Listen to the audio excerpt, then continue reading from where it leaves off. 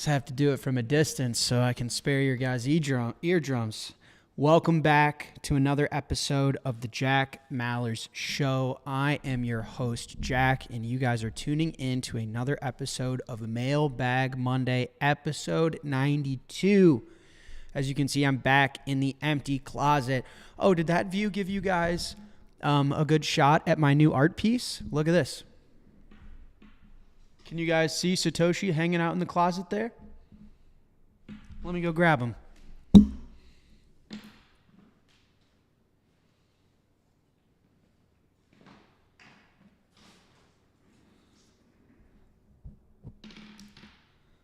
Look at my Satoshi.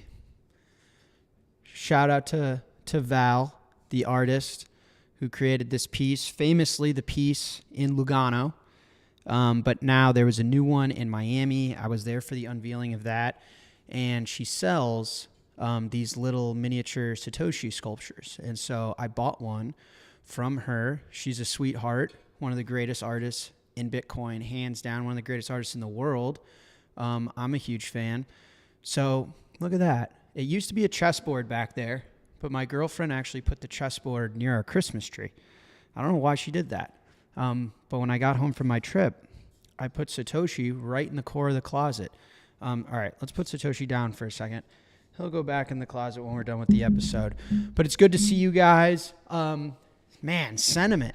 A lot of you are sad, down in the dumps. We're going to address that in a second. But first, let's get through this intro. I'm already long-winded. I can see the YouTube comments now, time-stamping when I actually get going. So I'm behind the 8 ball here.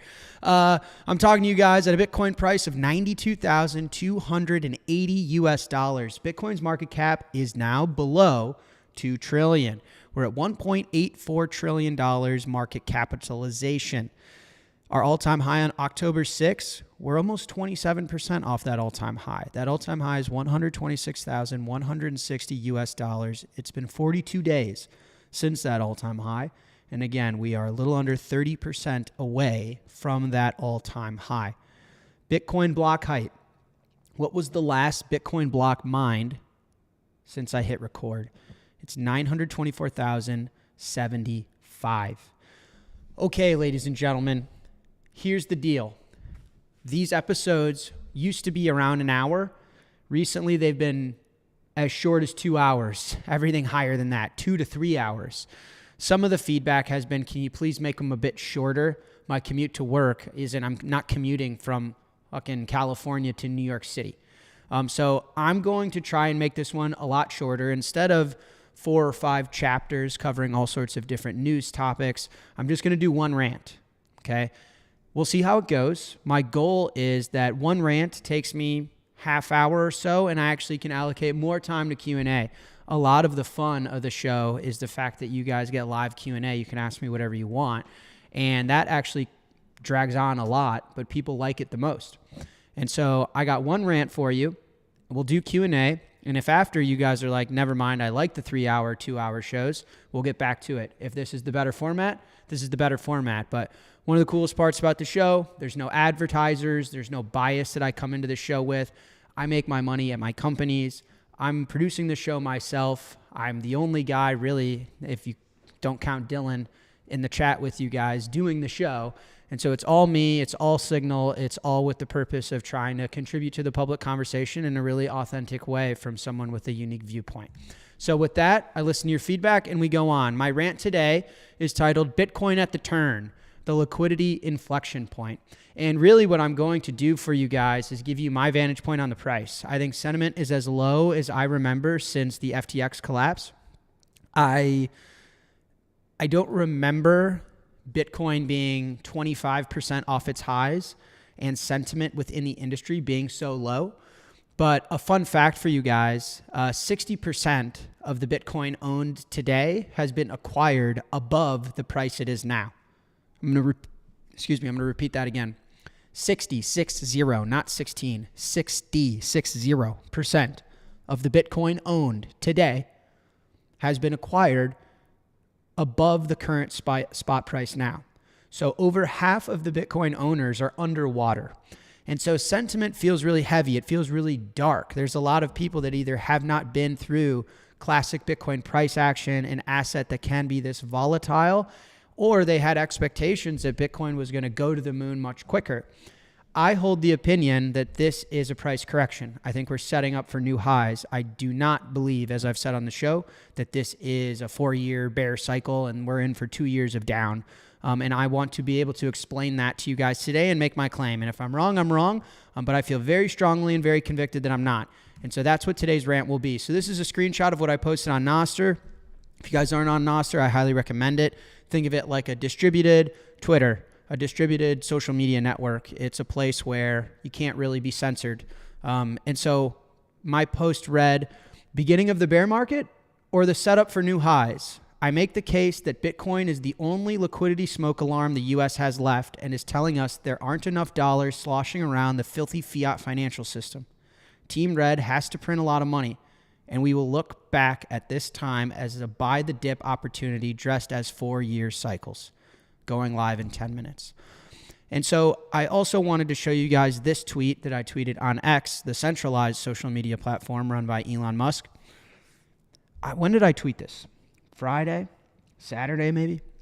I don't know. I've been all over the world recently, so my days are kind of getting lost on me. But it reads, gold making new highs tells you fiat is broken and governments have to print. Bitcoin selling off tells you the system will crack before they're forced to.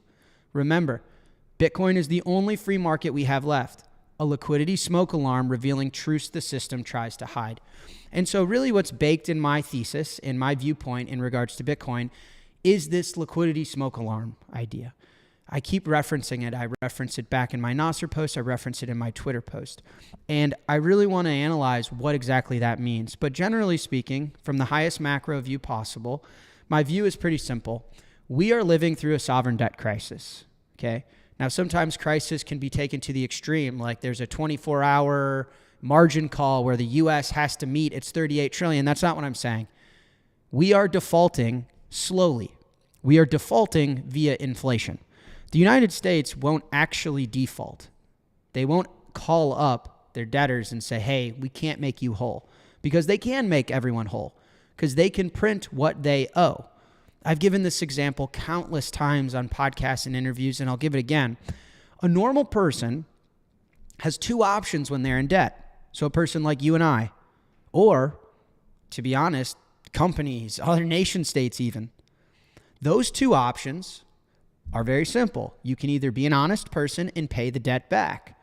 Call up your buddy and say, hey, Joe, I know I owe you $20, and I'm giving it to you tomorrow. It's sitting right here in my pocket.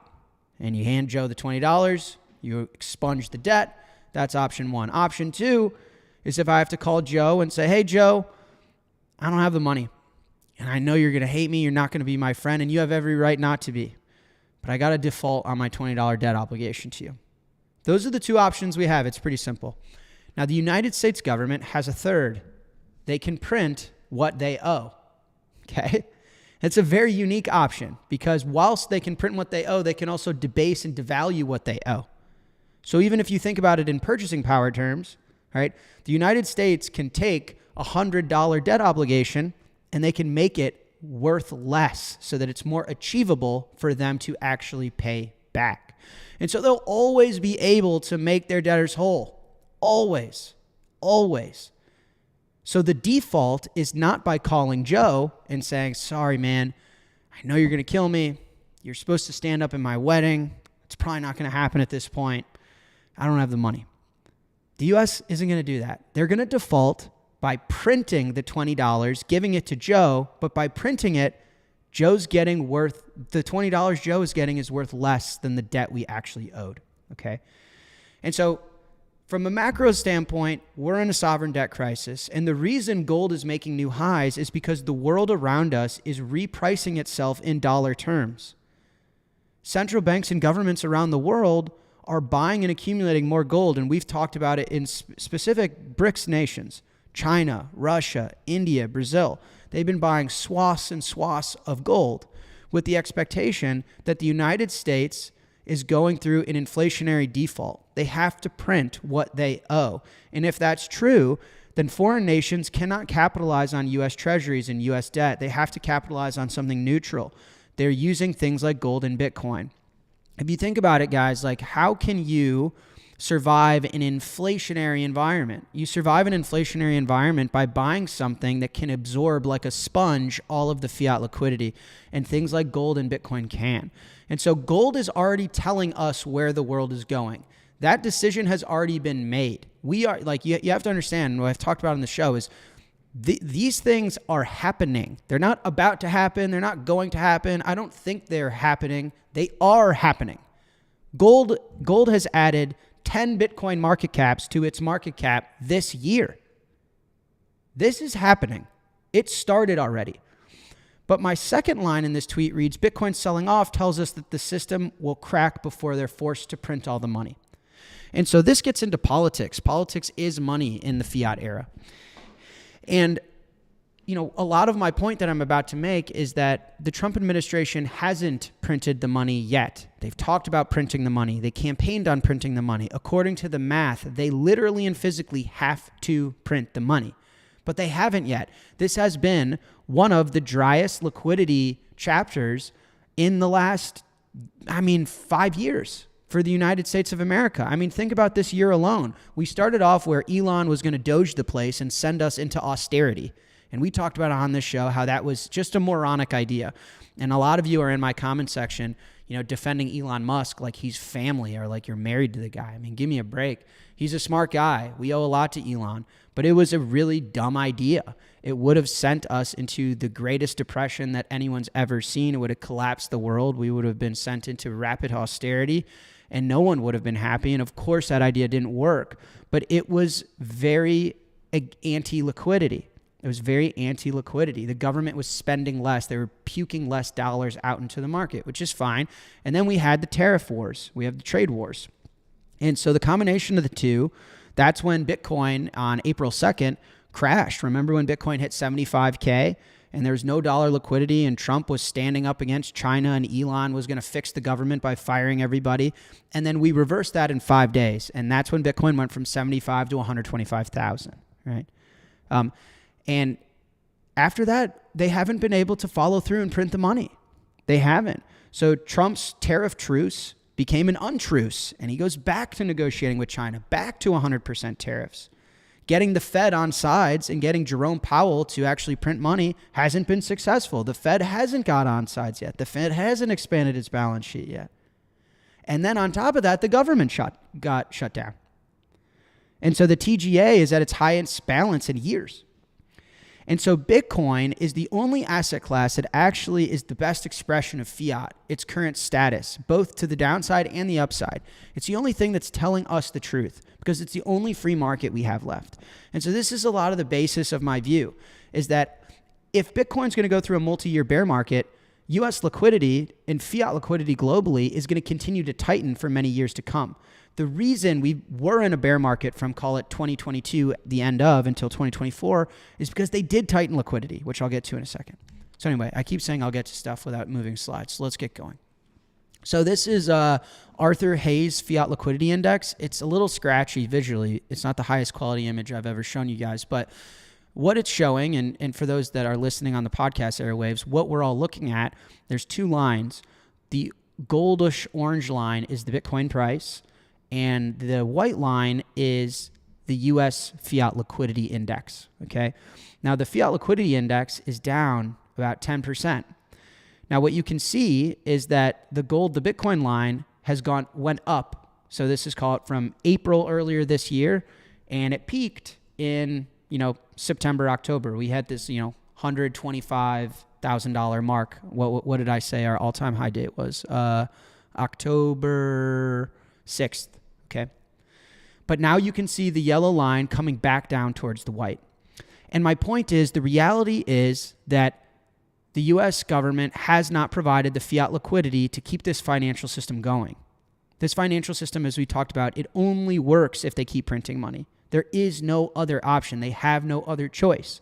And Trump's campaigned on it. And this isn't a left or a right or a blue or a red. You guys know I'm orange. I'm a Bitcoiner. I don't do politics. I don't believe in politics. I think affecting change is in the private sector by building businesses and supporting things like open source software. This is just a math thing. This is just they have to print the money. And what this chart shows is that Bitcoin tried to lead what the market thought was money printing. You saw gold starting to run, stocks starting to run, Bitcoin started to run under the assumption that Jerome Powell would start printing money, that Trump would taco, so Trump always chickens out is what that stands for, and that there would be some Chinese agreement. And there hasn't been yet. Tariff wars are still lingering. The government shut down. The Fed is being very political. They refuse to abide by what Trump wants. Now, whether that's good or bad, that's just the truth. And so what you can see is the orange and yellow line, it's contracting back towards the white. The market is just correcting back to the natural state of things. And the market is saying, like, the Trump administration has to put up or shut up. And use anything you want. You can use the overnight rates. So we've talked about the overnight rates and how chaotic those have been and how those have been extremely stressed out. We've talked about the TGA. And so here's the Bitcoin spot ETF flows. And so the green bars are net inflows and the red bars are outflows. And I just want to talk about some of the narratives because part of this is really dispelling what you guys are seeing online of Bitcoin's going to 20K, the bull market's over, 4-year cycles, everyone's an idiot. A lot of everyone's thesis was we're seeing massive institutional adoption via ETFs, and we're seeing massive institutional adoption via MicroStrategy and this whole treasury company phenomena, which I've said 21's not a treasury company. If you guys want Q&A on that, I can answer it at the end of the show. But what we're looking at is the ETF inflows, and I want to kind of just dispel this notion that, you know, certain large institutions were super excited about Bitcoin 12 months ago and are lesser excited now. A lot of Bitcoin ETF volume, sorry to burst your bubble, is a basis trade. So they're buying the ETF and selling Bitcoin futures, and they're collecting the difference. And the reason they're doing that is for yield. And so if you look at, this is the annualized basis that you can collect by doing this trade. And I know that it says Binance here, but it's Binance and the CME are effectively the same. And what you can see are these little spurts of when this trade is really, really profitable. And people do this because it makes you more than the Fed funds rate on these peak moments. And obviously everyone is trying to harvest yield. Yield is a convoluted term. But these large financial shops are trying to harvest yield. How much return on their cash can they get effectively risk-free? The most risk-free is lending it to the U.S. government because the U.S. government can print it and pay you back. But something that's not too far off is something like this basis trade, where you're buying spot exposure to Bitcoin and you're also selling it via futures. And so you're delta neutral on Bitcoin. You're not taking any directional. If Bitcoin goes down or up, it doesn't matter. You're making the difference. And so you can see these green bars. You see these little pockets of where the green goes up. It looks the same as the pockets of where this spikes. And so I hate to be that guy, but, you know, people like Vanguard don't give a fuck about Bitcoin as much as you and I. And hearing me say it out loud probably isn't surprising, but sometimes on Twitter, it gets totally misreported of like, oh my God, Vanguard bought all this Bitcoin. Meanwhile, they refuse to, list it as an option for their customer base. And their CEO at one point was shitting all over Bitcoin. They weren't buying Bitcoin to the ETF to gain actual exposure for themselves. They were running this basis trade. Okay. So I just want to say that right now, if you look at the far right, this is not a time where this basis trade is yielding you more returns than what Fed funds will give you. And so when you see net outflows from the US ETFs, yes, are people less exuberant about Bitcoin? Is the price going down and people speculating on US liquidity? But also it's just because the basis trade is not as popular. And so what you'll see on Twitter is people saying like, oh my God, like institutions are now bowing out. Bitcoin's going to 20K. Retail was exit liquidity for BlackRock. None of that's true. The second is treasury companies. So going back to this graph, what helped propel Bitcoin to new highs while U.S. liquidity was lagging? So Bitcoin was front-running U.S. liquidity. The assumption, again, Trump's going to print a bunch of money. The U.S. is going to reindustrialize. We're going to find some deal with China. Tell Trump, yo, chill out on this one. We're not going through austerity because you want to run America like a startup. And that just hasn't happened. that hasn't been realized yet. But how did Bitcoin get to new highs without the necessary liquidity? And the answer is these institutional flows, so this basis trade, and also treasury companies. Saylor was buying, at this time last year, Saylor was buying $1 billion of Bitcoin a week. And now he's buying, I mean, his purchases have slowed to a screeching halt. Not only that, but to understand the sentiment of these treasury companies is to look at the MNAV. There was a thesis, which I've found always like highly dubious, that, you know, a treasury company can buy Bitcoin and put it on their balance sheet. And because they did that, the Bitcoin on their balance sheet is worth twice as much. And the market doesn't agree with that anymore. And so companies like Strategy, and this is not a dig at any treasury company or Saylor, but, you know, the fact of the matter is they're, you know, struggling relative to where they were this time last year. And so that level of flows that were coming through this MNAV, and the MNAV that you guys are looking at the screen. So for those listening on the podcast airwaves, MSTR is sitting at $195 per share.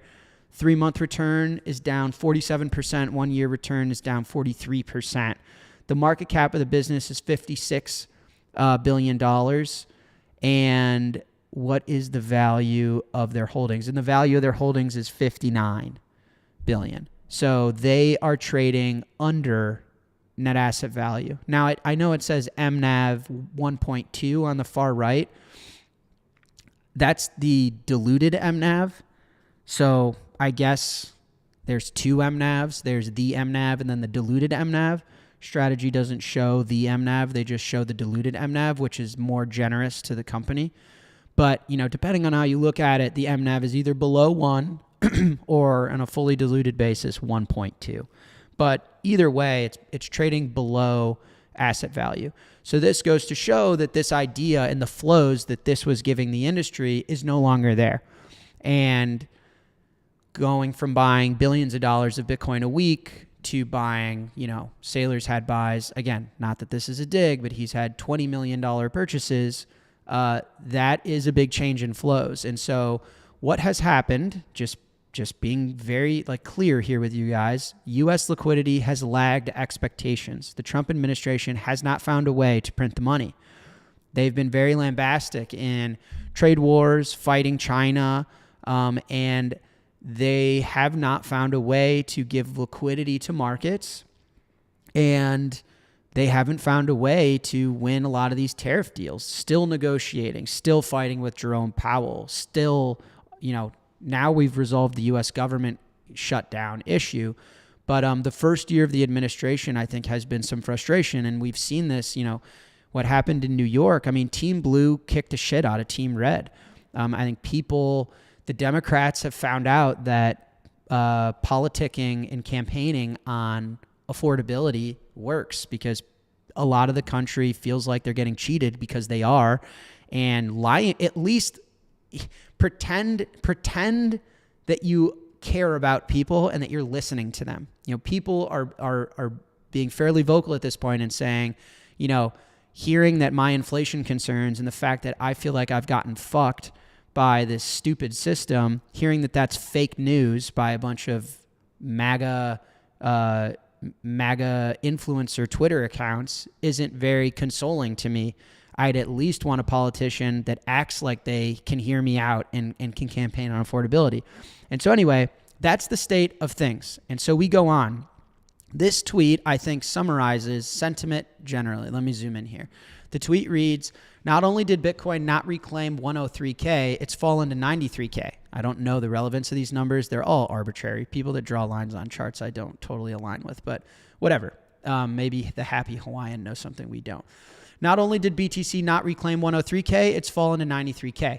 The other instances where Bitcoin had a weekly close below the 50-week moving average, August 2014, it went down 69%. May 2018, it went down 58%. November 2019, went down 7%. False alarm. March 2020, it went down 52%. December 2021, it went down 67%. So what is it going to be in November 2025? History points to the target as $35,000 per Bitcoin. And there's this chart that shows how far down that is. It would be a massive puke. And this, I think, captures the sentiment online, is that Everyone thinks ETFs are bowing out, so that means institutions aren't interested anymore. Strategy can't buy a lot of Bitcoin anymore because this whole MNAV concept is being heavily questioned. And 4-year cycles. And if you track this 50-week moving average and you draw this line and this line crosses this line and then you do a handstand while you're eating dinner, then Bitcoin's going to zero. And I mean, I just don't believe in the 4-year cycles. I think 2026 is going to be a massive year. And I think the opposite. I think we are setting up for new highs, and that, as the title of this show, the liquidity inflection point. So I'm saying Bitcoin at the turn. So I'm picturing a car turning because we have QT ending. We have QE is about to resume. We have stimulus checks on the road. I mean, we have midterms. The red team has to start printing the money. The financial system will literally fail. And so let me try and explain and walk you guys through that to kind of conclude this rant. So this tweet from Mel, by the way, I highly recommend Mel. I cite Luke all the time. Mel's another one of these guys that I find myself agreeing with a decent amount. And so you guys should follow him on Twitter if you don't already. He did a really good podcast recently. I've been listening to his stuff. Really good. I agree with, a lot of not everything, but a lot of what he has to say. Specifically this tweet. He said, "The AI narrative is dead. Quantum and nuclear, forget about them. And crypto, oh boy, crypto. Sell, sell, sell." I mean, after all, Dr. Barry is posting all kinds of screenshots of him channeled via Christian Bale. The rally must be over. Give me a break. Let me make this very simple. Take all your repo, your SRF, your SOFR mumbo jumbo, and cut through the crap. We had a $198 billion fiscal surplus in September. We should get the October number later today at 2 p.m. via the monthly Treasury statement. We'll see what that says. But the one thing we do know about October, the government was shut down. This is an accounting identity. Fiscal deficits equal private sector surplus. We have had one of the driest periods for fiscal liquidity in months, if not years. The fact that markets and Bitcoin are still up where they are is incredible. The floodgates are now being opened. Post-Mamdani, the Donald J. Trump administration is going to unleash the tsunami of fiscal largesse in coming quarters. Midterms must be defended. The best signal for liquidity returning is Bitcoin. Bitcoin futures currently up over 1% today. It is leading the way.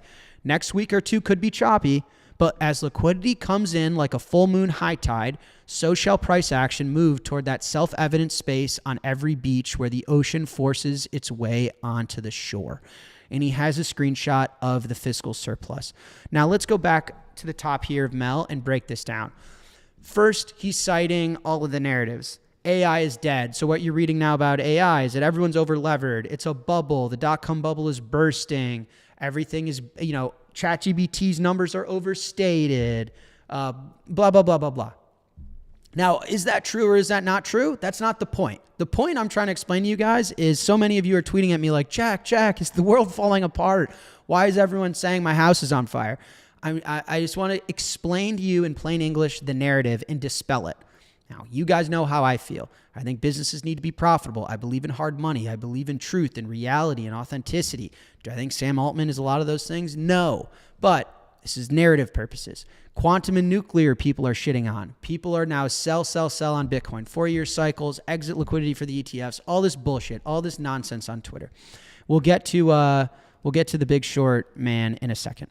But then he makes the point, we had a $200 billion fiscal surplus in September. We went over this on this show. I mean, the U.S. runs a $2 trillion deficit annually. In September, we had a surplus. And he makes this really astute observation. Fiscal deficits equal private sector surpluses, meaning when the government is running a deficit, it's good for the private sector. There's excess liquidity. They're printing so much money. The private sector can hire more people, launch more products, do more business. Earnings are always good. The opposite is true. If the government is running in a surplus, they're sucking liquidity out of the system.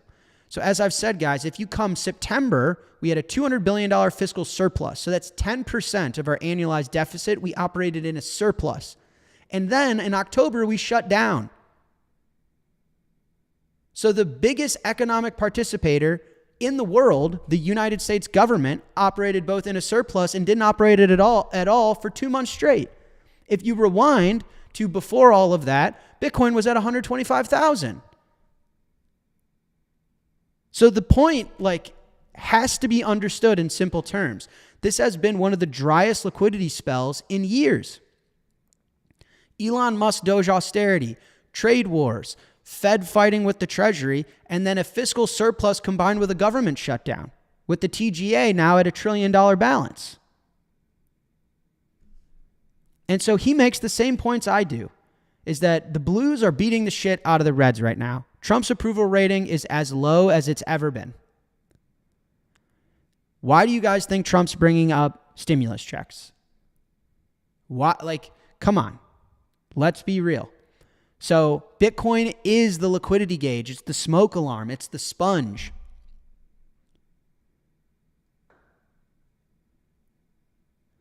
And so Mel sees the world just how I see it. And this was a great tweet to really explain my viewpoint. So again, going back, this was the tweet I showed you guys in September, or well, I guess it would have been early October, is that the U.S. Besant reported this $198 billion surplus. Now, at the time, I called it, financial accounting gimmicks. Definitely was.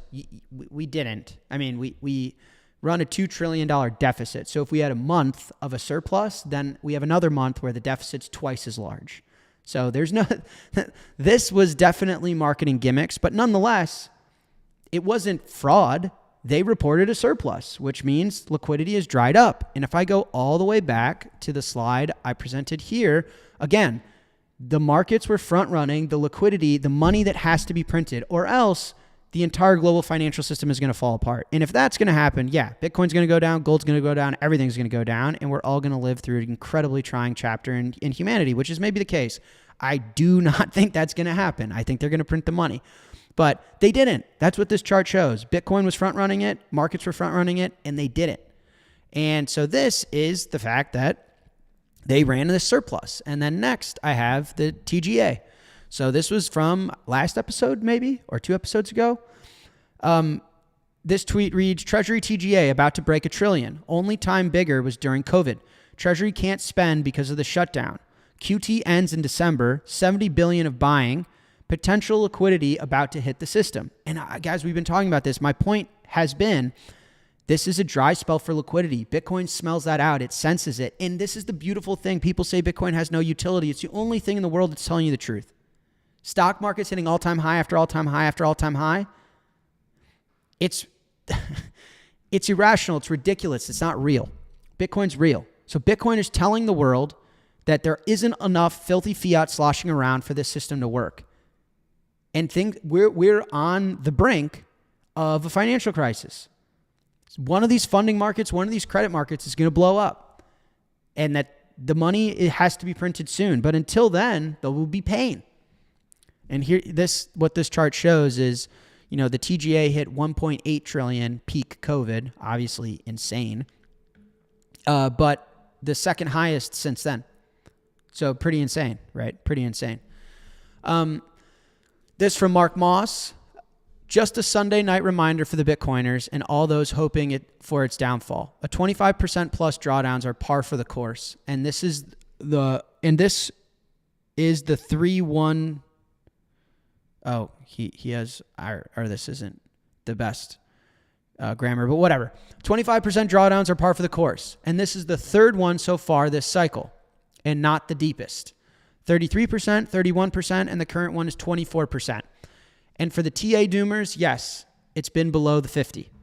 In 2017's crazy run-up, I believe we saw 7 to 9 pullbacks of 25% in just the last quarter. So yes, again, guys, if you just zoom out, these drawdowns are fairly common. And if we remain in a bull cycle, Bitcoin rebounds. And I do not think in 4-year cycles, I do not think that Bitcoin's price action somehow aligns with the stars and the moon and the fact that I'm an Aries. I think it has a lot to do with fiat liquidity. Bitcoin exists to be the opposite of fiat currency. It exists to be the best expression of it. Fiat currency has no supply cap. Bitcoin is finite. Fiat currency's monetary policy changes by the day. Bitcoins can never be changed. Fiat currency is backed by nothing. Bitcoin is backed by energy. It exists to be the opposite. So if fiat liquidity is going to tighten, Bitcoin's going to perform poorly. If fiat liquidity is going to be gushing to support this fraudulent, failing fiat system, then Bitcoin's going to go to the moon. And eventually we're going to be capitalized on Bitcoin because we can't be capitalized on fiat as a society. That's the end state of hyper-Bitcoinization. So this is unequivocally true, and this is really important context when you think about, well, have we lived through this before? What's going on? And that brings me back to, well, why is sentiment so bad? Why is everyone freaking out so much? OGs, and there's just been so much Bitcoin selling. There's been a redistribution. We've talked about it as Bitcoin's IPO. There's never before, I've told you guys, whether you guys consider me an OG or not, I've been in Bitcoin for 13 years. And so I can speak from experience. There's never been a scenario where you've had a favorable administration where the US government encourages and applauds you for being a Bitcoiner, and you've had the liquidity profile to offload a position worth billions of dollars. Never before has that happened, ever. I'm telling you guys from experience. Like, either there was liquidity for you to offload the position, but by admitting to having this much Bitcoin, you were going to get harassed by folks like the IRS, which harassed me and my family for years. I've gotten thrown out and debanked of many banks, latest being JP Morgan Chase, tell me, get the fuck away from us, and we can't tell you why, treated me like a criminal. And so either the financial system and the government has criminalized you, or the asset's just too small to offload your position. So we've had this kind of redistribution of sorts where there's been people taking profit, and not all profit. People say, why would OGs sell that much? How do you know how much of their position it is? Someone sells 1,000 Bitcoin of the 10,000 they have. Is that a bad thing?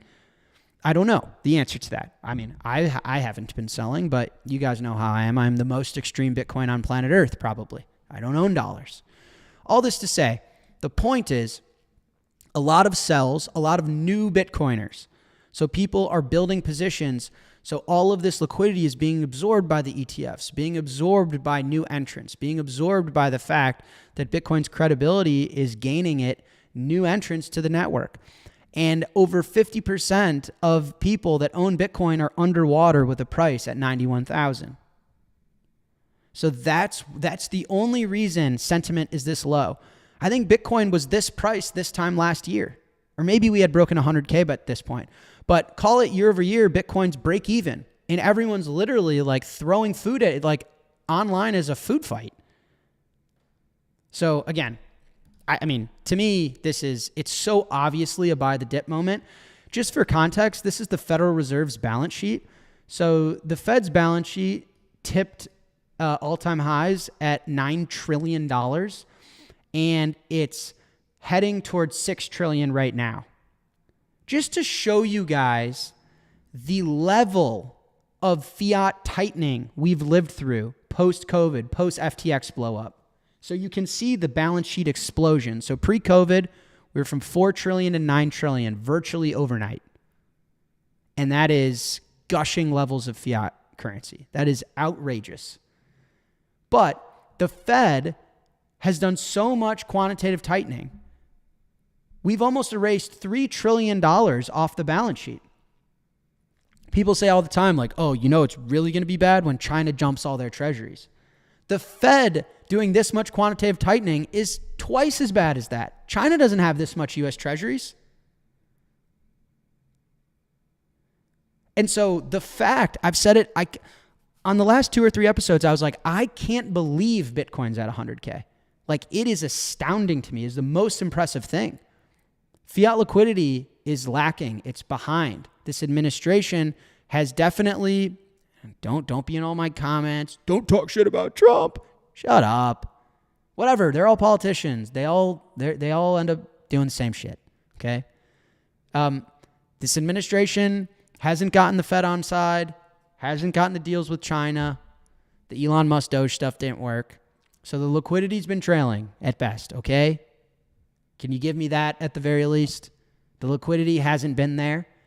So despite no liquidity, so liquidity contraction and the Fed doing some of the most aggressive QT ever. Look at this chart, guys. This goes back 20 years. Show me another time on this chart where the Fed reduced its balance sheet by 33%, by $3 trillion. You can't.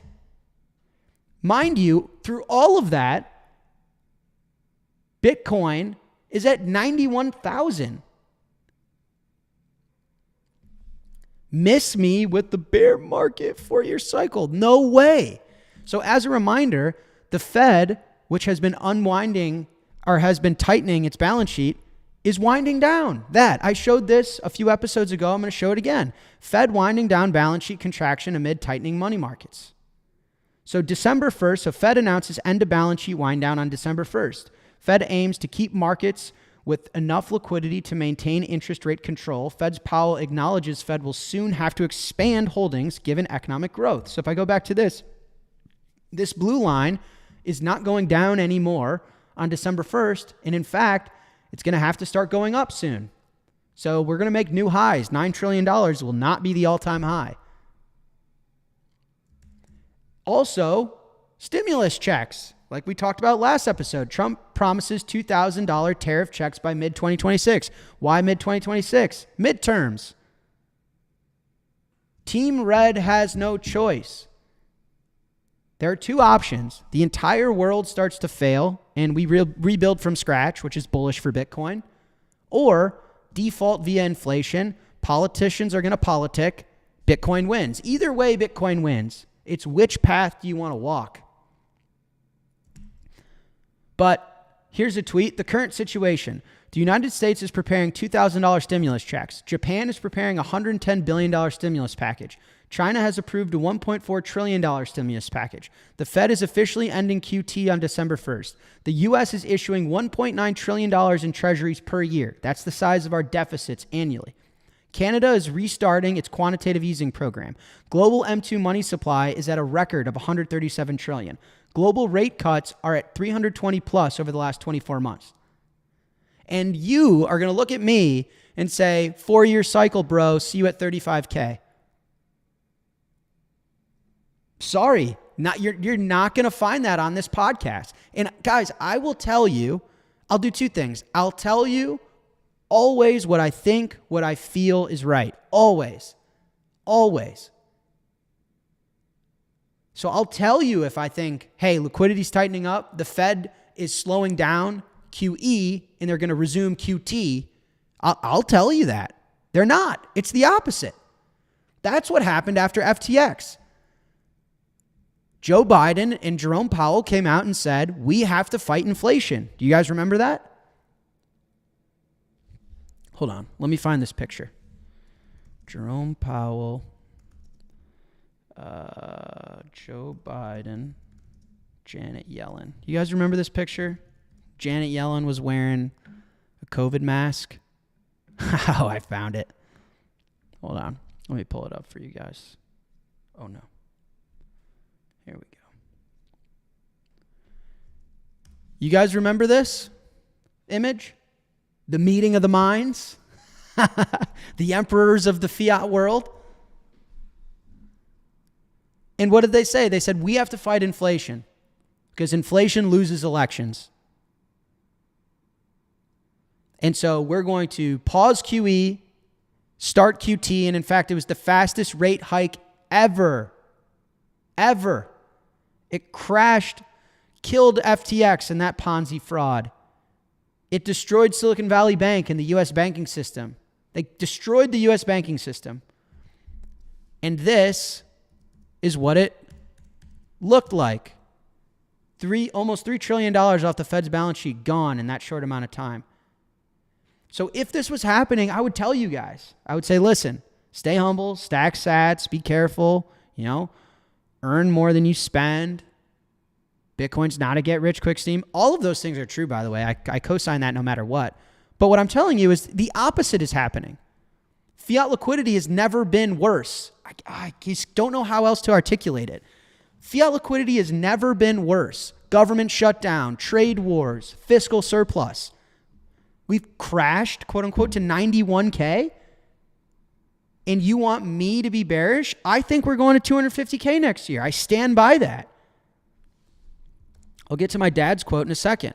So the last kind of point I wanted to make. So this is the Big Short guy, Michael Burry. I don't actually know how to pronounce his last name. I'm not a big movie guy, so I've never really seen The Big Short. I've only know the memes. Anyway, whatever. he shut down his asset management firm. So the article reads from CNBC, Michael Burry of Big Short fame deregisters Scion Asset Management. Big Short investor Michael Burry, known for his successful bets against the U.S. housing market in 2008, has deregistered his hedge fund, Scion Asset Management. The Securities and Exchange Commission's database showed Scion's registration status as terminated as of November 10th. Deregistering would imply that the fund is not required to file reports with the regulator or any state. Bets by Scion, which managed $155 million in assets as of March, have long been dissected for hints of looming bubbles and signs of market froth. And so he was betting on another market crash. And I just want to make this point. Things are crashing. Things are failing. But what the world doesn't seem to understand is they're failing up. Okay? They're failing up. Let me see how I can make this point to you guys. Because it is rather ridiculous. Hold on. Sorry, not a professional podcaster. Bear with me. Whatever. I mean, the point is this, guys. What the hell? Oh, there we go.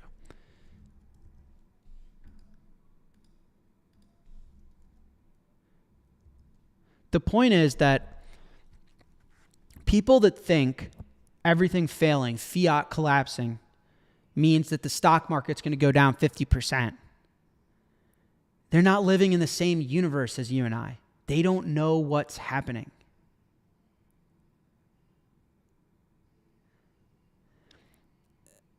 The stock market is a retirement Ponzi scheme for the United States.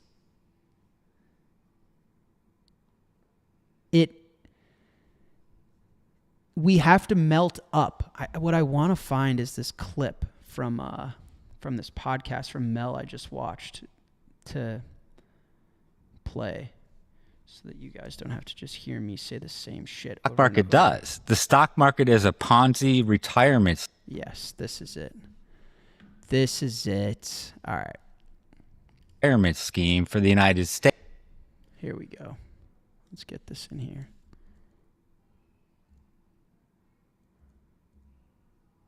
This podcast from Mel is great. And this dude asks him, like, why do people keep betting that the stock market's going to crash? Why does everyone think that this thing failing means assets are going to go down? Because they did in 2008, but they're not. I'm telling you guys, it failing means assets are going to melt up and the dollar is going to go down. They have to print their way out. So the best way to bet against the stock market is actually to buy Bitcoin, because Bitcoin will outperform it. Here, let me try and play this.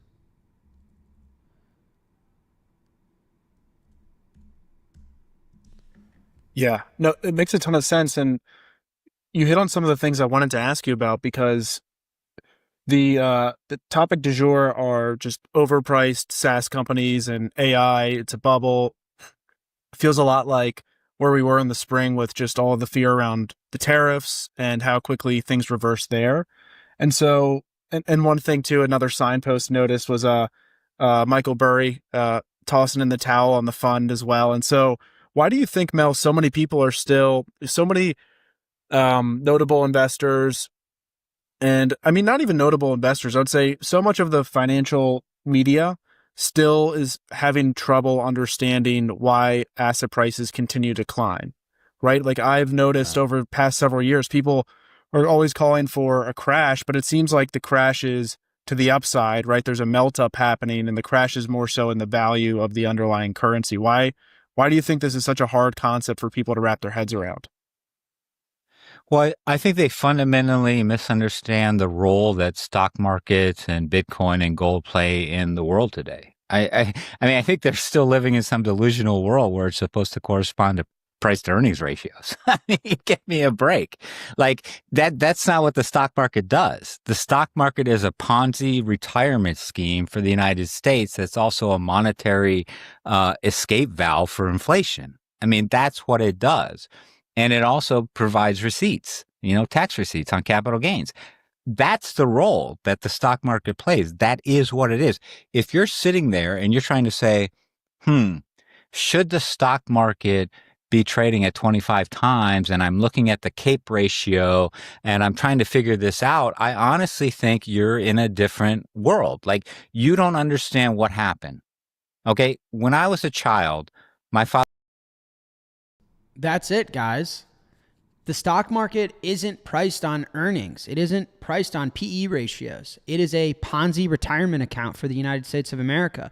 And the point is going back to, so I guess it's Burry. How do you pronounce his name? Michael Burry. The point is that to bet against the failing of fiat, don't short the market.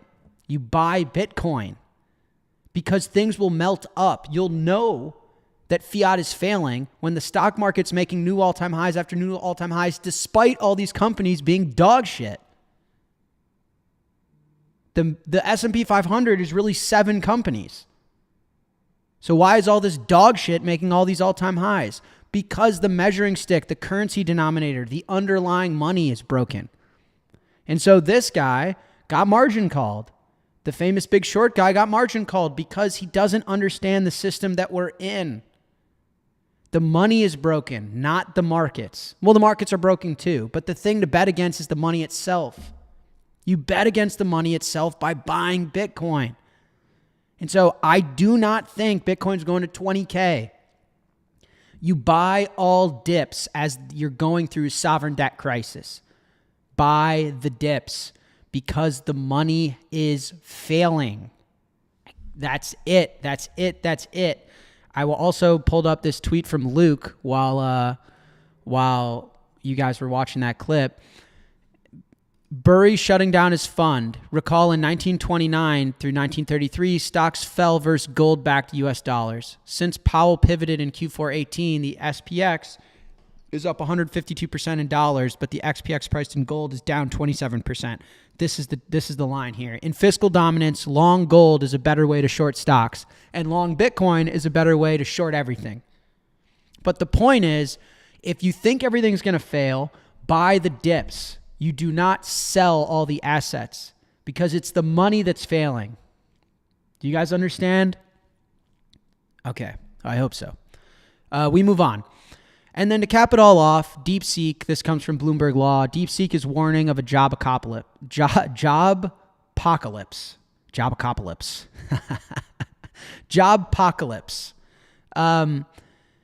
Despite its outsized international influence, we don't hear a lot from DeepSeek. They don't put out long recommendation manifestos or parade executives at global summits. The last public appearance of the CEO was during a February meeting with the Chinese president.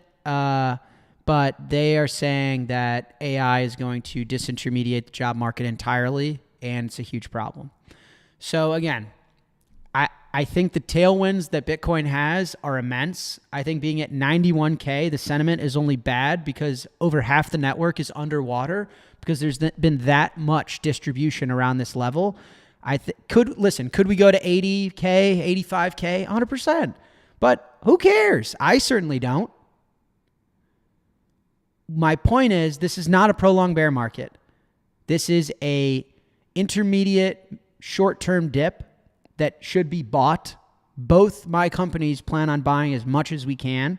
Strike buys Bitcoin. It earns it through revenue and profit every single day.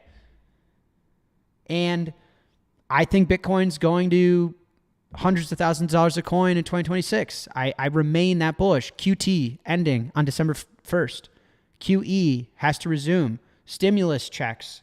I mean, remember, guys, things like Fannie Mae and Freddie Mac. Remember all of the things this administration is doing. They're going to reinflate housing, the 50-year mortgage.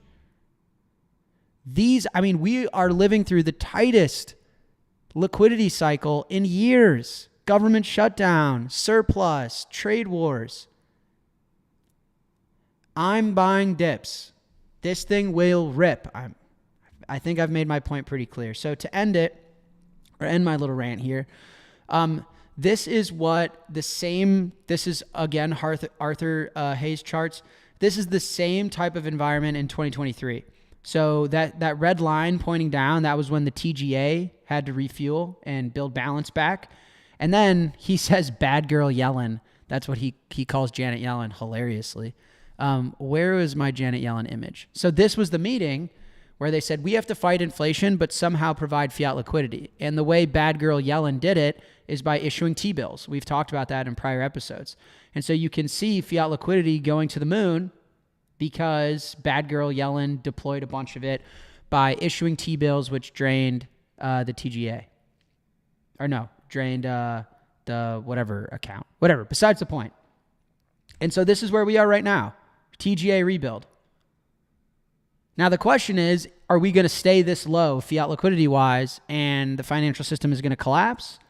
Or are we going to see Scott Bessent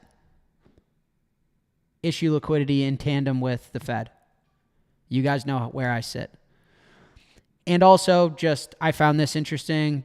Bitcoin popularity, its search trends on Google is, as low as it's been in 5 years. So Bitcoin, the other really exciting bullish thing in my opinion is that Bitcoin's not been top of mind for anybody. It's been AI, it's been energy. Bitcoin somehow snuck under the radar while we're in the debasement trade. Everyone's talking about the debasement trade. Goldman Sachs, Bloomberg, debasement trade. No one's focused on Bitcoin. Again, extremely bullish to me. And so my last slide, my dad always told me, markets will try and scare you out or wear you out. Get long, get paid. Hang tough. Only the strong survive. I think that this sentiment, I've been in this industry for 13 years, guys. I felt like one rant today should go towards just encouraging those out there that are scared, that feel like, this market's falling apart. They don't know what's going on. Listen, I'm just a dude on the internet. You guys believe me and take my words for as much value as you see in them. But I'm buying dips. I think this thing's going to rip.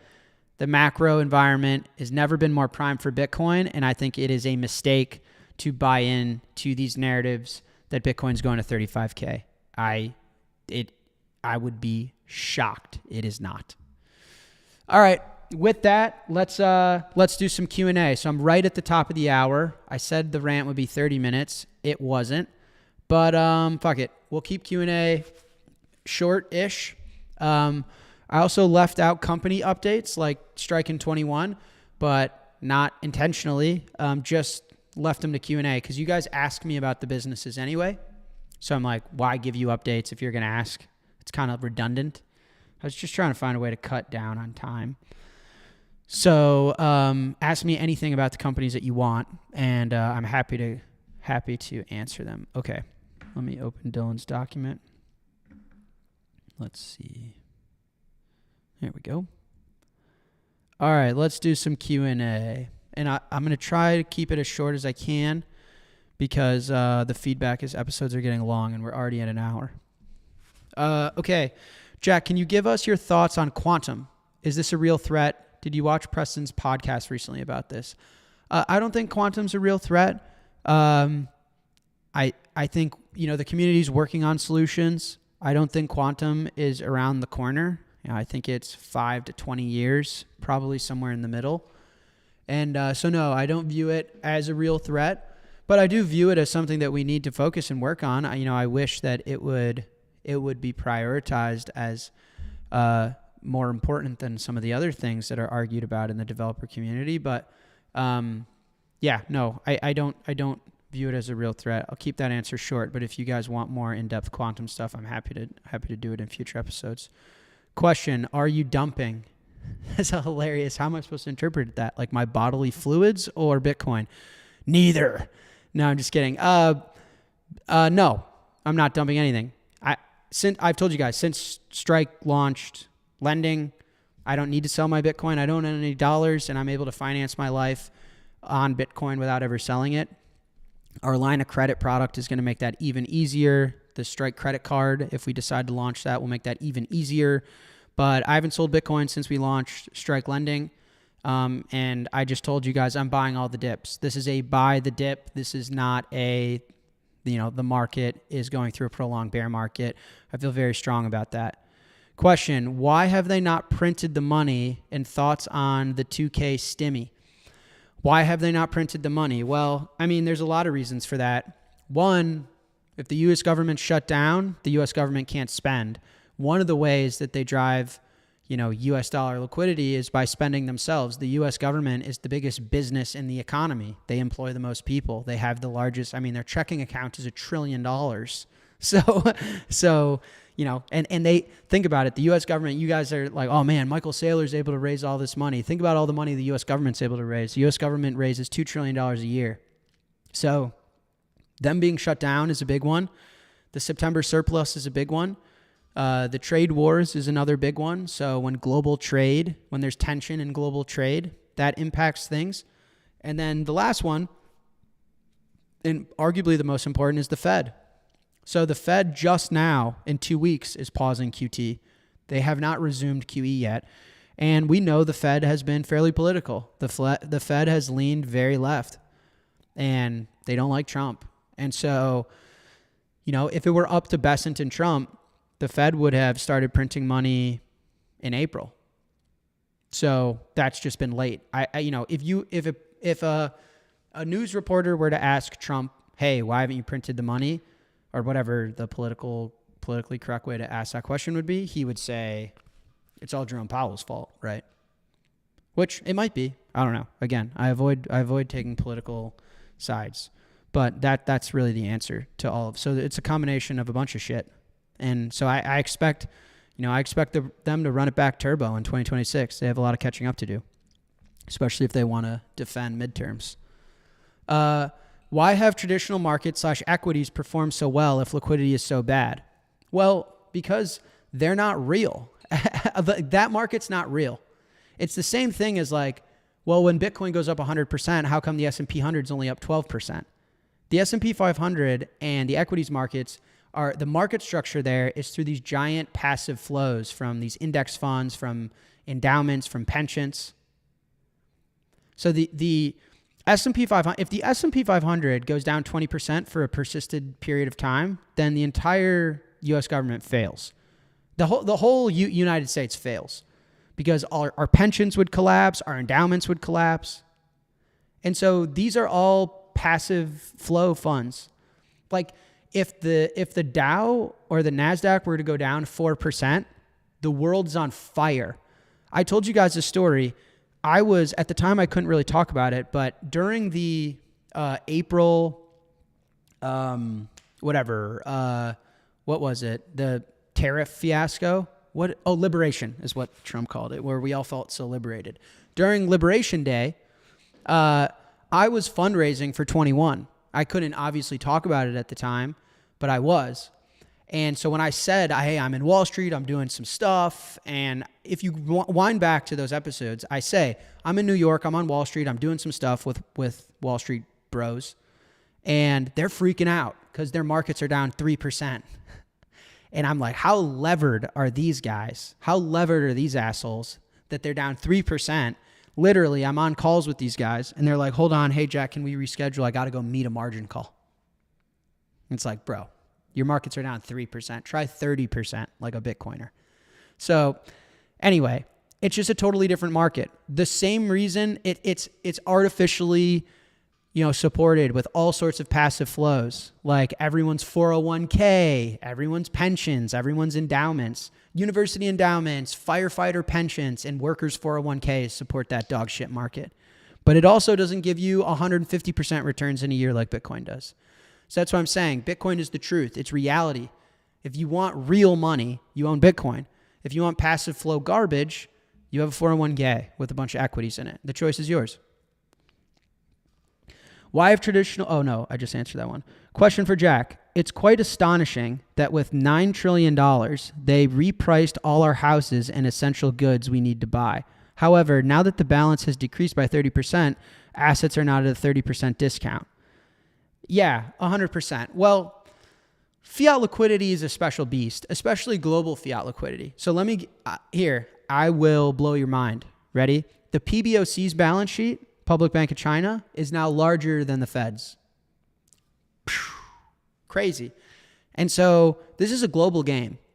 And the PBOC has been pretty forward that they're not going to start debasing their money until the U.S. starts debasing theirs. And so it's a global game of money printing. Fiat flows aren't just restricted to the Fed. Now, the Fed is probably the most important player in the game. I mean, at the end of the day, it's the U.S. government because we're living through this fiscal dominance, right? And the Fed is effectively nationalized along with our domestic banking system. But yeah, it is astonishing. It is remarkable, but there are other ways to juice liquidity into the financial system. We know that the Treasury has become a major player in that, and global central banks around the world. So it's not just the Fed. But the point that I will make to you guys is, a lot of the macro thesis around something like Bitcoin or gold is, well, if you're going to have so much excess liquidity, where's the money go? Right? So, how do you have so much money printing without drastically impacting the real goods economy? I think what you're asking in this question, or at least one of my interpretations of your question is, wow, $9 trillion, but the price of eggs didn't go up that much. They went up, don't get me wrong, but not as much as Bitcoin. And the answer is you need neutral assets that are inelastic, that can absorb all the liquidity. That's kind of the point. Right? If everyone took their Christmas bonus and bought eggs, we wouldn't need new money printing to make, inflation in eggs. We would just make eggs far more scarce because the demand relative to the supply. But no one wants to store their value in eggs. So eventually, obviously with more fiat liquidity, there's, more demand with a relatively fixed amount of goods and services in the economy.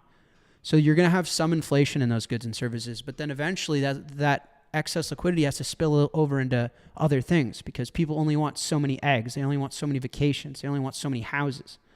And Bitcoin is the pristine, inelastic, neutral asset that reacts the best to this because the supply is fixed. And so that's also, a lot of the thesis and why the United States likes something like Bitcoin, because there's a reality where the price of eggs don't move up that much, but Bitcoin goes up 1,000%, right? The U.S. would love that. Anyways. I mean, that's like what we talk about where I say China and the U.S. can have balanced trade just if gold goes to $20,000 an ounce, right? Because it's a way of weakening the dollar without having eggs go up. That would have gold go up 5 times, but eggs wouldn't necessarily have to. They probably would anyway. Whatever, you can't cheat reality, but you guys get what I'm trying to say. Commercial banks, the biggest providers of liquidity. Are you sure there is a lack of liquidity? I believe the problem is perceived counterparty risk. Yeah, commercial banks also provide fiat liquidity, and they have not been providing nearly as much fiat liquidity as prior cycles. Absolutely 100%. I mean, we've talked about, the U.S. government loosening regulation. Like, remember when Trump first got inaugurated and Besant was coming out saying they're going to deregulate, they need innovation, we need to reindustrialize, and that they were going to allow this banking system to lever themselves unlimited amounts to support the treasury market. So, banks have been fairly restricted to the amount of credit they've been able to provide to the market. So again, I think all of these things will change. Really, and over the long enough time horizon, it's really a bet on do you think fiat is good for society and is going to work or not? I think we'll look back in 100 years and there'll be this flash in the pan of that. Remember that one time post-World Wars where we tried to monetize ourselves on printed pieces of paper? Boy, was that dumb. I think this is an experiment that's run its course. And over a long enough time, that's the bet we're all making. The question is in the near term, regulations are going to have to loosen. Banks are going to have to lever up. Things like Fannie Mae, Freddie Mac are going to go public again. There's all sorts of stimulus checks, QE from the Fed, blah, blah, blah, blah, blah, blah, blah. The question is, how much pain can this administration take before they take action? Because usually they don't just come out and say, hey, we're going to print a bunch of money.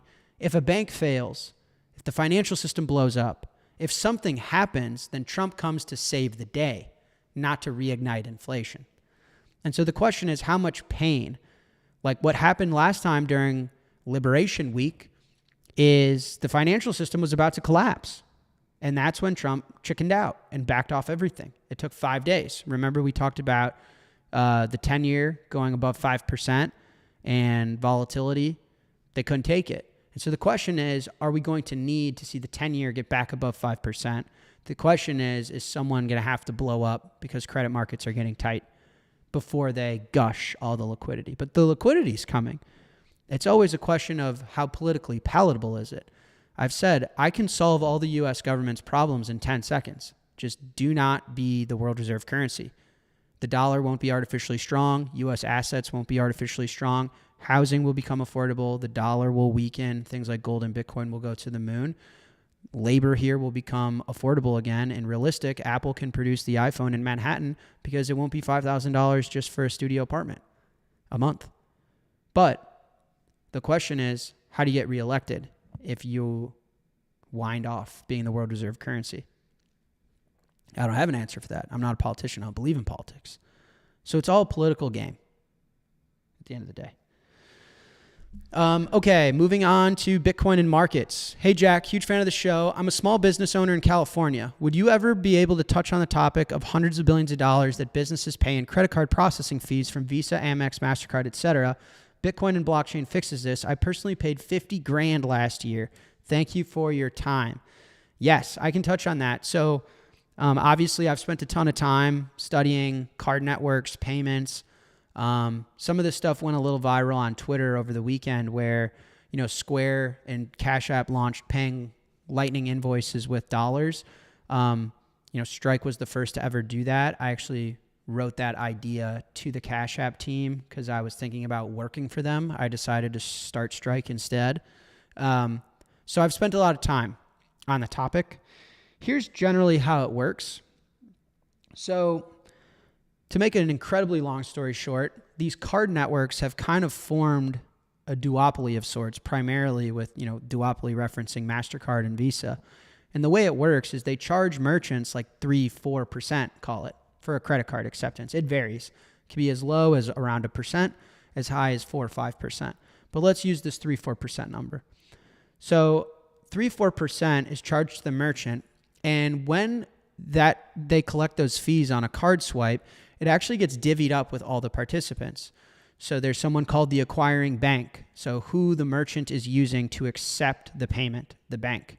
So let's say they're using Wells Fargo as their acquiring bank. Wells Fargo gets a little cut of that. Then there's the issuing bank. Who's the bank that's issuing the card to the consumer? That bank gets a big cut of that. And there's also a cut for the card network itself, Visa or MasterCard, for facilitating the settlement. Now, the interesting part in how they've been able to build such a strong business that's been impossible to dethrone is that a lot of the 3-4%, it gets kicked back to the issuing bank, and then the issuing bank gives it back to the consumer in the form of rewards. And so the consumer loves this model because you guys, we're all getting free Napa Valley wine, cash back. Now you're seeing Bitcoin back on swipes. You're getting access to lounges in airports. You're getting free flights. You're getting tickets to your favorite sports team. That's all financed by the merchant. So this guy who wrote the question, I paid $50,000 last year in fees. That $50,000, not only is it going to Visa and the banks, but it's also financing the Bitcoin back people have gotten from Coinbase Card. It's also financing the airport lounge where you get to walk in, have free buffet meals, have free beers before your flight. It's also financing the Napa Valley wine that you get. And so that's how the system works. And because obviously what you'd say is, well, these merchants should stop accepting these cards, demand the customers pay in something else. But the customers aren't going to pay anything else. They're just going to go to a different store that accepts their card because they want the rewards. And so it's this chokehold system that's really fucked up. And so, the insight that I had, I tried my hardest to disrupt Visa, and I think we will. It's just going to take time because I got all the merchants on board. Merchants love Lightning. It's cash final acceptance with a fraction of the fees. And you can accept the payment in fiat or in Bitcoin based on the technology that I created. The question is, how do you get the consumer to use something that isn't giving them that level of rewards? And Bitcoiners are going to support Lightning all day long. That's not the question. And what Square released is incredible. But how do we do it at scale where someone walks in and said, instead of the Visa rails or the MasterCard rails or the Amex rails or the Discover rails, I'm going to use the Lightning rails. And whether Strike and Cash App partner to give some reward system back, but rewards are financed by the merchant. And so it's a really shitty situation. The merchants don't want to pay the fees, but they have to pay the fees because the consumers won't shop there if they don't get the cash back. Fucked up. And it's been lobbied through in court over and over and over and over. These card networks, they spend more money lobbying Congress and in court than they do on product and innovation. Visa spends all its money on things like marketing and stuff. And Visa listens to the show, and we might issue a Visa card. This is not a slight. I find myself defending myself when I say the truth that is sometimes uncomfortable. But I think people come to the show to hear the truth. I think they do. And so I apologize for being blunt about it, but it is the truth. That's the advantages these businesses have, is consumers love them. The consumers love them because they get rewards. And those rewards, the merchants pay for those rewards. Visa doesn't pay for those rewards. It's the truth. So anyway, yeah, I think Lightning can be successful. I dream of a day where a neutral protocol is settling value amongst all of us, as opposed to central companies. But, a Strike Visa card also might be valuable to the market as well for these same reasons. If you guys want Bitcoin back or easier utility to spend your line of credit, et cetera, et cetera, et cetera. Anyway, that's the truth. I hope Visa doesn't DM me after this and tell me to go fuck myself, but sorry, that's the answer to your question. Question for Jack. What is the most underappreciated second order effect of Bitcoin becoming a global reserve asset, and how should normal families prepare for that shift right now? Second order effect. Well, obviously the easiest thing to do is buy Bitcoin, and it's the easiest thing to do because it's so accessible to everyone, but also it's just so simple. And so that's my obvious answer. The second order. What's throwing me off here is what families should do. I don't know. I don't have a family yet. I'll get back to you in a few years after I have a few children. But I think I think more maybe like what founders or business people should do. On a Bitcoin standard, it's incredibly difficult to sustain something unprofitably, whether that's your individual life, your family life, your business, because getting money lent to you in large swaths or being financed without an ability to actually pay it back becomes practically impossible, and the market will reprice that. So you have all these startups and all these businesses that are getting unlimited financing that's never turned to profit, or you have incredible multiples on all these companies in the capital markets, and that's just stupid. And so I think that this kind of goes in line with repricing the world. So Bitcoin will be repriced, but then so will all sorts of business activities. And so I would encourage, something that we say at Strike and 21 is that being profitable is core to who we are. We view it as a way to hold ourselves accountable to making the world a better place. If money is our time and energy in an abstracted form, if money is a reflection of our contributions to society, if we are making more money than we are spending, that means we are adding more value to the world than we're taking from the world. And I think that on a hard money standard, that will, a Bitcoin standard will hold us all more accountable to making the world a better place. We won't be able to get away with, wonky financing. That's one thing. The other is time preference. Lowering your time preference is another thing. Not taking shortcuts. So taking care of your health, taking care of your family will become much more important on a Bitcoin standard. It won't be as easy to get millions of dollars of health financing financed by the government and taxpayers. I think there will be more of a precedent that individuals are responsible for their own health. And of course, there are freak accidents, and of course, there are terrible diseases that you're born with. And hopefully we can have systems in place to take care of people who are less fortunate than others. But if, there are opportunities for you to take care of yourself with a clean diet, with exercise, with proper sleep, that, it will be harder to get bailed out. I guess maybe I'm sleepwalking myself into my answer. Getting bailed out will be harder or impossible. So whether that's getting your business bailed out, your health bailed out, obviously financially you can't print any more Bitcoin. So those are the second order effects that come with the money that you can't just print out of thin air. Question, Jack, what does the end game look like when Bitcoin wins? What will the world's economy look like to you? Will innovation continue at high rate, or does innovation need to exist? I don't know what you mean by, of course innovation should exist. I don't think much changes. I mean, our time preference is lower.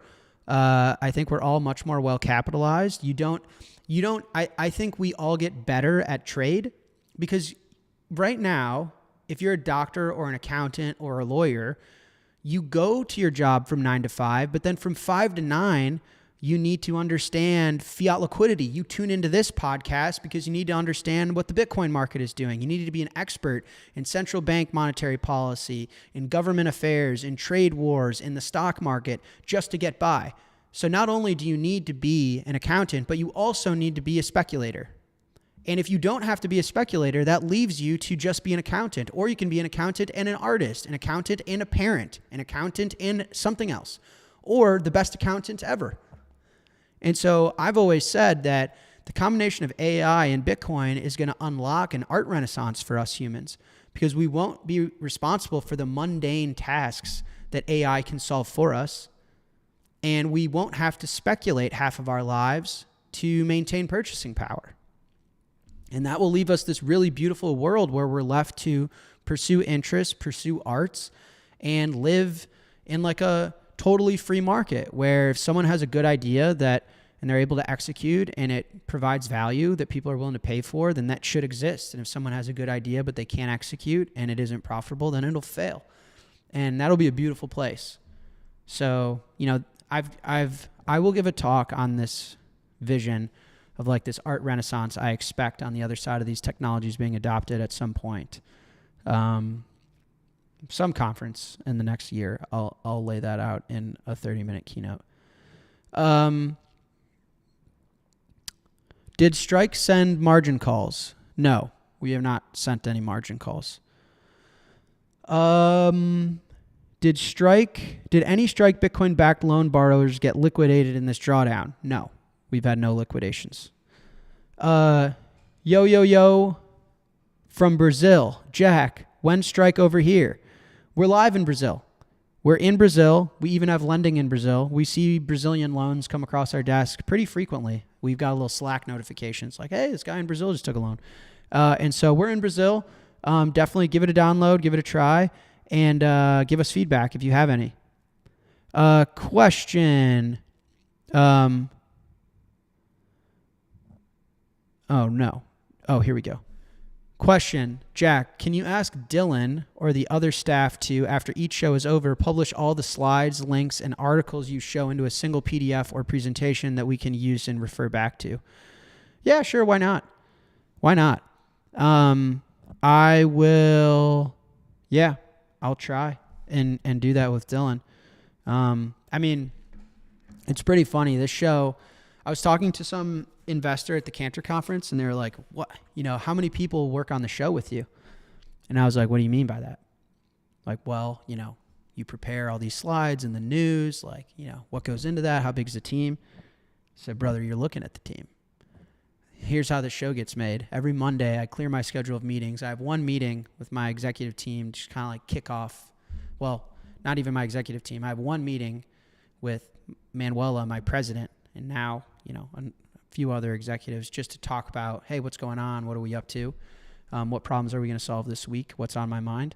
And then I spend the rest of Monday preparing for the show, and I take screenshots of shit that I've kind of collected in a folder over the week, and it sits on my desktop, and I open all the screenshots into tabs, and I flip through them to you guys, and when the show's over, I clear my desktop, I throw it in the trash, and I move on. So I don't even have the old, like all the old shows I don't even have saved. They're in my trash on my laptop, and I don't have a team. I'm the team for the show, which is hilarious because you guys have shown me so much love for it. We have like 42,000 YouTube subscribers. It's nuts. So anyway, I give you that context, just a little behind the scenes transparency into how this works. Be easy on me. I don't have like organized folder and a team doing a bunch of shit.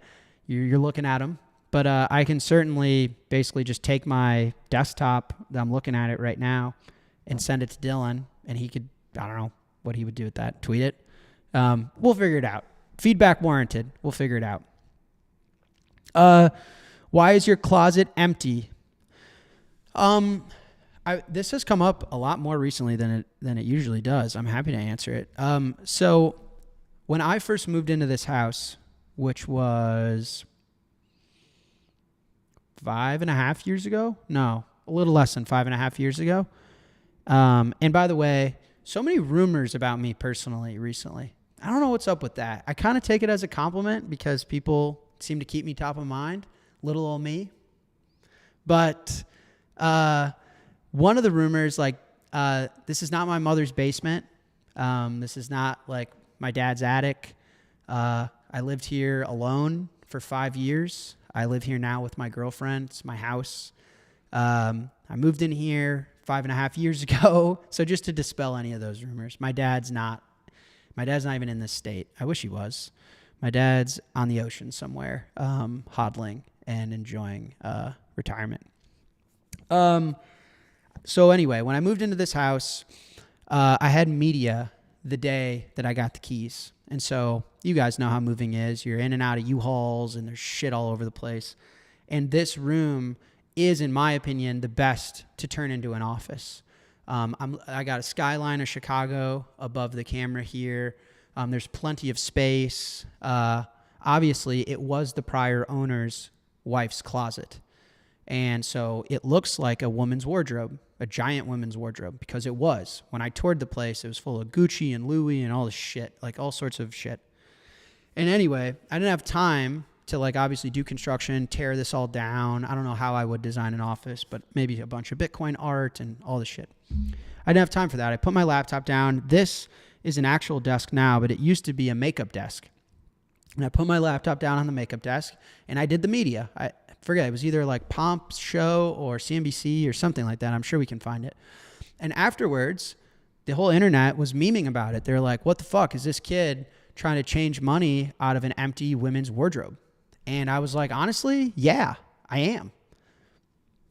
And it became a meme that kind of speaks more than words can, in that, you know, we live in this era of hyper-financialization and consumerism, where us Americans, we don't produce, our manufacturing base has been entirely hollowed out.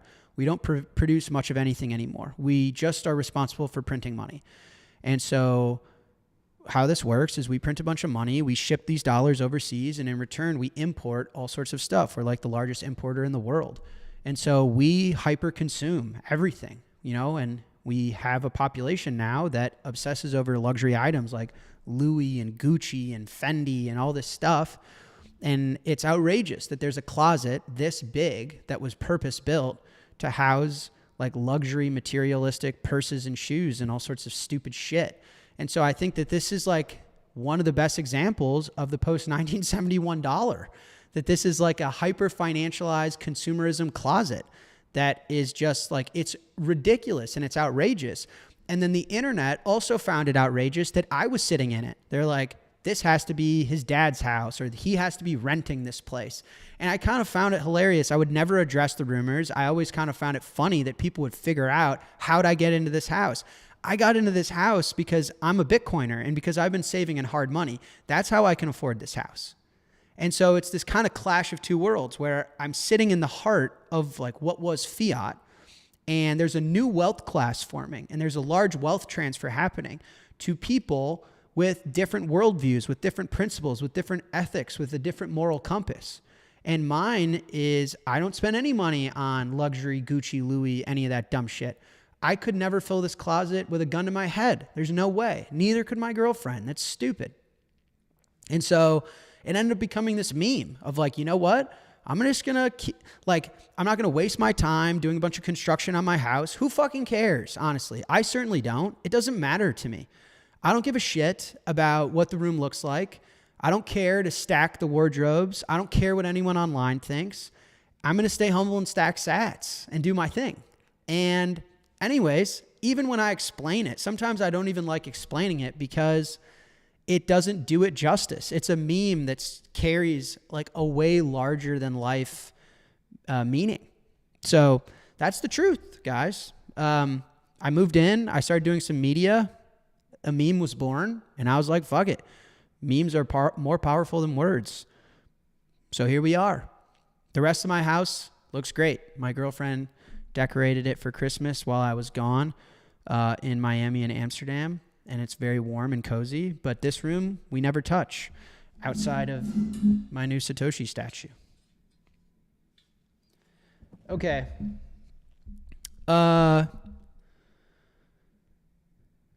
Last question. What projects am I excited about? I'll just reiterate the strike roadmap, to be honest. That's what I've never been more excited about our roadmap at Strike, hands down. So we expect to be able to serve New Yorkers soon. We expect to be able to serve the whole United States for lending. So regions like California, like Texas, like New York, but also I think Tennessee is a market we can't fully serve yet. So we expect to be lending everywhere in the United States of America by the end of this year and potentially serving New York by the end of this year. Also potentially markets like Italy, Spain, and Europe. So that's kind of finishing out some expansion that we've been doing throughout the year. So that's one. Two is our line of credit. So building a credit product that isn't a 12-month duration loan, but if you have 50 grand on Strike and you have a bill coming in for a couple $1,000s, maybe it's your mortgage, we extend a line of credit against your Bitcoin. We pay the bill for you, and you can have your paycheck come in, handle whatever amount of the line of credit or the interest. It's a fully compliant and regulated line of credit. We've partnered with a bank on it, so there's lots of, rumors and back and forth on illegal products and shady products. That's not ours. So we'd be the first real, regulated, compliant line of credit on top of Bitcoin in the world. Then yield on cash, being able to give you guys twice as much yield as the Fed can. So yield on cash anywhere between 5 to 6, 7, maybe even 8%. So that would come after that. And then we're exploring this credit card with Visa. Shout out to Visa. The Visa team loves this show. They love me. And so I wasn't trying to be a dick. And we've enjoyed kind of getting to know them. And there's interest in the first Bitcoin-backed secured credit card. So a credit card that's secured by your Bitcoin, which is kind of an extension of our line of credit program. I don't know if we're going to do that product yet. We still are listening to your guys' feedback. But anyways, that's what I'm most excited about. We're talking about all of that, through Q4 and Q1. That's not like a 2026 roadmap. You know how fast we ship at Strike. We don't fuck around. And so that's what I'm most excited about. And then obviously on the 21 side, I can't say much. I'm just excited to get approved because, I wouldn't bet against the team we have at 21 and a lot of our plans. But you guys wouldn't know because I'm not allowed to tell you yet. So I don't like bringing it up. It feels like blue balls. So whatever. I'm excited about 21 though. You guys should know that. Okay. I think that's it. Let me check the chat here on my phone because I want to make sure I don't leave anybody hanging. Let's see. Wow. Over 2,000 of you guys are live on YouTube alone. That's crazy. Okay. Anyways, I'm over time. We'll end it here. We'll pick up next week if you guys want. There's questions about all the conspiracy theories about me. I'm not going to answer those. Actually, let me just say this. If someone created a conspiracy theory that says Jack eats boogers and toenails for dinner every night, what would you guys want me to say to that on a show? Like, I can address it. I could say, I don't eat boogers and toenails. I don't know why anyone would actually believe that. So, take with all these rumors about my life as you will. I will say There's always been rumors about my life over the last few years. At some point, my career got to that point, and at first it was very uncomfortable for me and very hard, but I'm fine with it now. I've come to terms with it now. But it is not cool when rumors about my life imply me getting murdered or putting a bullet through my head, and when my girlfriend's family sends me clips of rumors that I'm going to get assassinated. That's not chill. So I certainly don't want to spend my airwaves and my time promoting that type of stuff, because people can come at me. I'm built for this shit. I feel like I'm purpose built and born to contribute to Bitcoin in this way, and I can take it, but I don't want to subject people I love or, you know, extended family to that type of stuff. It's really just super unnecessary and disappointing. So anyways, outlandish rumors. I don't know how you guys want me to address them. What do you want me to say? I don't eat toenails and boogers for dinner. I like, you guys know who I am. I've been the same guy for 13 years. I broadcast to you live every Monday. If you need more detail, you can let me know in the comments, but I definitely don't want to talk about people putting bullets through my head, especially with family listening and watching. So we'll leave it at that. And with that, I'm out of here. Definitely don't take that as a sad way to end the episode. Seriously. I'm built for this. But that's my response to a lot of your comments. Okay, guys, leave me comments in the YouTube and everywhere else. How'd you like the length of the episode? We're about an hour and a half, a little over. So is this a good length, not good length? Let me know. I'll read them all. Good feedback, bad feedback. It's all important. And hang in there. Sentiment's way overblown. Tightest liquidity in a long time. We're going to be okay. Stay humble, stack sats, in through the nose, out through the mouth. Much love. I'll talk to you guys later. Peace.